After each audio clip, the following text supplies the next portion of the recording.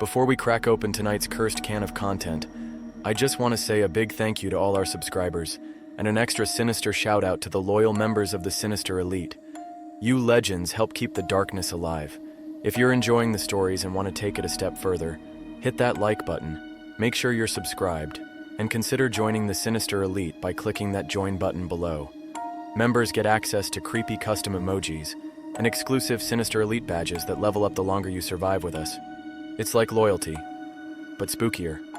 All right, lights off, headphones in, and let's summon something we'll all regret.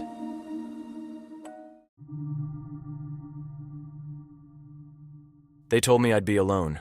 That part I expected. I mean, it's a lighthouse 3 miles off the main coast, only accessible by a supply boat that shows up once a week. The guy who trained me, Walt, was crusty and half-deaf, smelled like wet rope, and had the social skills of a snapping turtle. Said maybe 10 words to me the entire week. Check the oil. Don't touch the foghorn. And if the light goes out, stay inside. No matter what.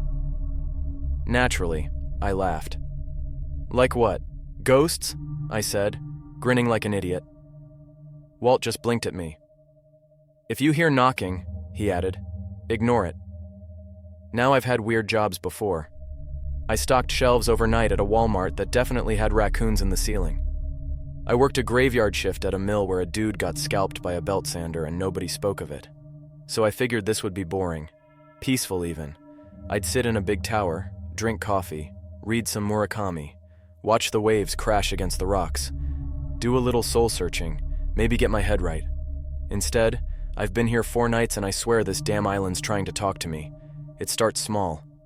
The light turns slow, like always, and when the beam hits the shore, I swear the fog thickens, like it's reacting. When the beam sweeps back, the fog thins out. That could be an illusion, though. I keep telling myself it's just condensation, mist rolling in. No big deal. But the weirdest thing? I keep hearing my brother's voice. He died last year. Crashed his truck into an elm tree coming back from a bar. I was supposed to pick him up, but I turned my phone off. Needed a mental health night, I told myself. Real self-care, you know? Now I keep hearing him out there. Same voice. Same dumb way he used to say, "Hey dipshit, open up." Only now it's more hollow, like someone mimicking him through a busted walkie-talkie. The thing is, it doesn't happen until the light flickers. And last night, at exactly 3:14 a.m., the light did flicker. The power dropped for maybe 3 seconds. I was in the control room doing a crossword when everything cut out. Radio static, light, heater, the little electric kettle. Just darkness and a low groan from the structure, like the whole tower exhaled. Then came the knock. 3 slow taps on the front door, right below the stairs. Knock, knock, knock. I froze. The kind of freeze you do when your brain knows something's wrong, but your body's still negotiating with reality. Then the voice came. Come on, man. It's me. It was his voice. Jake. Sounded tired. Cold. Let me in, dude. My heart beat like a war drum, and I felt my hand reaching for the doorknob before I caught myself. I stood there in the dark stairwell, hand on the railing, the beam from the lighthouse dead still. No rotation. Just darkness pressing against the windows. That's when I remembered Walt's rule. Stay inside, no matter what. I backed up slowly and went upstairs, lit the backup lantern, and waited it out in the watchroom. The knocking didn't stop for 20 minutes. At one point, I swear I heard breathing outside the window. On the 3rd story. By 3:37 a.m., the generator kicked back on. The light resumed its slow spin. The knocking had stopped. But when I went downstairs after sunrise, there were footprints on the deck. Wet ones, barefoot, and not mine. Now it's night 5, and I'm writing this down because I need proof for myself in case things get worse. Because just now, the light flickered again, and someone's outside, crying. The crying didn't start right away. First, it was the drip, a slow, steady rhythm echoing from the spiral stairs. I checked the pipes. Dry. Windows? Sealed tight. But the sound didn't go away. Just drip, drip, drip, from somewhere in the tower that didn't exist on any blueprint. Then came the voice. At first, I couldn't make out the words, just that whimpering tone, soft and full of ache, like someone trying to apologize without language. It made my skin crawl in a very specific way, like grief had taken physical form and was crouching just outside my door, begging to be let in. I grabbed the emergency lantern and moved carefully through the tower. Each step echoed like a cannon in the quiet. The light above was still spinning, thank God, but dimmer now, like it was growing tired. The crying grew louder the closer I got to the lower floor, and that's when I saw it. A shape in the window. Silhouetted against the coastal fog was a woman. Long hair, white dress, standing barefoot on the outer deck. One hand pressed to the glass. She looked exactly like my ex, not in a vague way. Not, kind of reminds me. I mean exactly. Her freckles, her hair, the scar on her left arm, from when she slipped on ice outside our old apartment. And she was crying, whimpering, trembling, eyes red and swollen. But her expression was wrong, too still, too controlled, like someone acting out pain. I stood frozen in the stairwell. I hadn't seen Alyssa in over a year, not since she moved to Arizona. But there she was, standing in the fog, whispering, "Please, open the door. It's freezing. I missed you." And God help me, I almost did it. I stepped toward the door, hand half raised, heart cracking like thin ice under boot. Then I saw her hand. It wasn't pressed against the window anymore. It was through it. No glass shattered. No crack formed. Her arm just phased through the pane like it was smoke, reaching inward. Her fingers curled toward the lock like a puppet. That's when I ran. I bolted back upstairs and slammed the hatch to the upper level shut, locking it behind me. I collapsed in the watchroom, gasping for air, my head spinning. The whole tower felt wrong, like the air had changed density. Every breath tasted like salt and static. I huddled in the corner with my back to the wall and tried to make sense of it. My mind went places it shouldn't. Maybe the isolation was getting to me. Maybe grief really does bubble up when you finally get quiet enough. I mean, it's easy to pretend you're healed when you're surrounded by traffic and screens and other people's noise. But out here, alone, the ghosts get louder. That's when the scratching started. Not knocking, not footsteps. Scratching, coming from inside the walls, like long, deliberate fingernails tracing the inside of the lighthouse spiral. Something was moving in the hollow spaces between bricks, up past the oil tank, behind the emergency radios, up through the insulation. Whatever it was slow, careful, like it was listening for me. And then, with a low thump, the light stopped spinning again. Total darkness.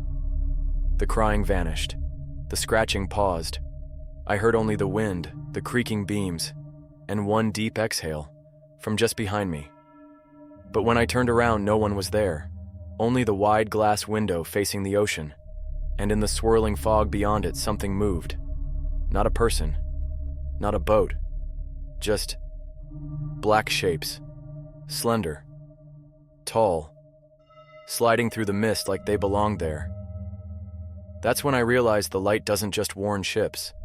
It keeps those things away. It's not a lighthouse. It's a barrier. And something's trying to get through. I didn't sleep. Couldn't. Not after the light stopped spinning. I sat in the watchroom wrapped in an old fire blanket, clutching the emergency lantern like it was a crucifix. I watched the window as the fog thickened, watched those things slither through it in lazy arcs, like deep-sea eels swimming through mist. Every once in a while, one of them would stop, just long enough for me to see the outline of a head. But no face. Only holes. Where a face should have been. I kept thinking about what Walt had said. Stay inside, no matter what. And now I understood. The light was the only thing keeping them at bay. By 4:26 a.m., the emergency generator finally kicked back on. The light blinked back to life and began rotating again, slow and steady. As it swept the island, the shapes in the fog recoiled, retreating with that same fluid, almost reluctant motion. Like they weren't scared, just respectful, like dogs leaving a porch light alone. I made it to sunrise without another knock. No more crying, no more scratching. But I didn't feel safe. I felt watched, and I knew I needed answers. After the morning sweep, where I confirmed that the muddy footprints were still on the lower deck, I went down to the storage level. That's where Walt kept the old logs, written records, some going back to the 1940s. Dusty, yellowed pages. Most were boring maintenance notes, boat arrivals, weather updates. But one caught my eye. March 3rd, 1981. Fog rolled in heavy tonight. Light flickered 3 times around 3 a.m. Heard someone calling for help outside. It sounded like my daughter, but she's been dead since '79. I stayed inside. Barely. The walls thumped all night. Felt like something was trying to crawl inside the tower through the damn stones. Another entry from October 1994 read, "Second keeper quit. Refused to stay another night after seeing a man walk across the water during a power cut. Says it looked like his father but smiled wrong. We're requesting clergy for a blessing. Coast Guard said no. Typical." It wasn't just Walt. This had been happening for decades. I kept flipping pages, hoping to find some kind of origin, some clue as to why this place was haunted like it was built on the bones of nightmares. And finally, I found it. September 11th, 1962, the year the lighthouse was retrofitted with the current rotating beam. New light installed today. Father Hanley says it must stay spinning after dark, or the restless ones will return. He didn't elaborate, just said the old one failed to keep them fed. Swore he saw them dragging a man out into the fog. No trace. They left the boots. Fed? What the hell were we feeding them? The wind howled louder, and I looked up at the rusted vent where the crying had come from the night before. It sat still now, just whistling slightly from the coastal air. I was alone again, or at least, that's what I tried to believe. That night, the 6th, I prepared differently. I filled 3 thermoses with coffee, taped a photo of Jake to the watchroom wall to remind myself he was gone. I even wedged a chair under the hatch to the stairs and wrapped my wrists in duct tape to stop myself from opening any doors in my sleep. I was determined not to crack. But determination only gets you so far when your past is knocking on your door. Because at exactly 3 a.m., the tower groaned, and the light blinked out again. And this time, the voice wasn't Jake's. It was mine. From outside the door, I heard my own voice calling through the fog. "It's okay. It's over now. You can come out." Hearing your own voice outside the door is a unique kind of terror, not someone sounding like you. Your voice. The same rhythm, same dry sarcasm. Even the way I say out like I'm from upstate. "It's okay," it said again. "You're safe now. The fog's gone. Come out and see." But the fog hadn't gone anywhere. It swirled just as thick around the windows, denser if anything. The lighthouse let out a low creak like it was morning. Every instinct I had screamed to move, to run. But where? I was in a concrete tube surrounded by ocean. I stayed seated, back to the wall, flashlight off. I didn't want it to know exactly where I was. Then it knocked. My voice knocked. 3 slow, solid taps. "Come on, man. Let's go home. You don't have to stay anymore." I sat there whispering Walt's words under my breath like a prayer. Stay inside. No matter what, stay inside. No matter what. The knocking stopped. For a while, everything did. No wind, no creaks, no sound at all. Then I heard something behind the wall, like the bricks were breathing, shifting in and out like lungs. One of the old storm lanterns flickered violently, then went out. That's when I heard the laughter. Not out loud, but in my own head. Laughter exactly like mine. It wasn't funny. It was mocking. Like the fog outside wasn't trying to hurt me, just mess with me, unravel me. And it was working, because then it started talking again. Still with my voice. But this time, it said things I'd never say. You remember that voicemail you never returned? The one Mom left before she passed? You think anyone forgives you for Jake? They don't even miss you, man. That's why you're here. Alone. The words hit like fists, but not because they weren't true. Because they were. I had ignored Mom's last voicemail. I had ditched Jake that night, and no one had called since I got out here. The fog doesn't just want your body. It wants your guilt. It feeds on it, twists it, becomes it. I curled up tighter and covered my ears, but it didn't help. The voice was already in. Then somewhere deep below the lighthouse, I heard metal groan, like a hatch opening. Then a new sound. Footsteps on the stairs. Heavy, slow, wet, not rushing up, not sneaking either, just inevitable. I wedged myself behind the old radio console and killed the last of the lights. I held my breath, listened. Thump, thump, thump. Closer, closer.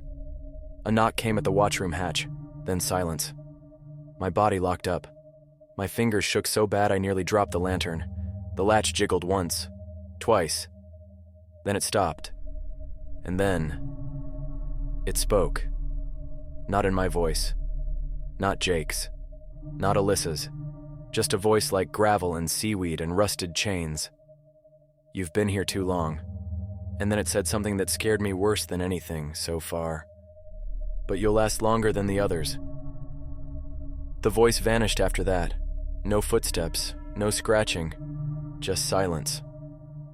I waited until dawn, not blinking, barely breathing, curled behind the console like a child waiting for thunder to pass. As the first gray light hit the window, the tower seemed to exhale again. Soft, almost like a sigh of relief. The light flickered back on and resumed its slow, steady rotation. Whatever had come to the door, it didn't break through, because I followed the rule. The boat arrived that afternoon, a different guy this time. Name tag said Reed. He looked like a fisherman who also happened to bench press boats for fun. Beard, oak hands. Friendly, but tired. You must be the new temp, he said. You're early to rotate out. Walt say anything? Walt left, I told him. Didn't even say goodbye. Reed gave me a strange look. Walt hasn't worked out here in over 6 months. My stomach turned cold. No, he trained me. Just last week. Reed stared, then shook his head. Walt passed away in February. Stroke. They said he kept mumbling something about the light must stay spinning. I didn't argue. I didn't explain. I just packed my duffel and stepped onto that boat like it was the last lifeboat off the Titanic. As we pulled away, I turned back one last time to look at the lighthouse. It stood tall, silent, watching. Fog hugged the base like it missed me already. And for just a moment, I saw a figure at the top window. Walter, or something that looked like him. He raised one hand, not to wave but to point. Not at me, at Reed. Back on the mainland, I thought about quitting, never going near water again. But that night I dreamed of the tower, of the voice in the fog, and of something waking up every time the light went out. I realized the truth. That place wasn't haunted. It was guarding something. And now I knew what the rule really meant. It wasn't to keep me alive.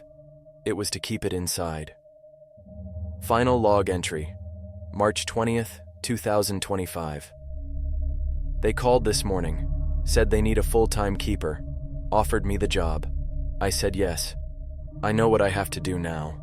The light must stay on, even if I die up there. Even if I hear my brother's voice again. Even if the fog takes my name and wears it like a mask. I'll stay inside, no matter what.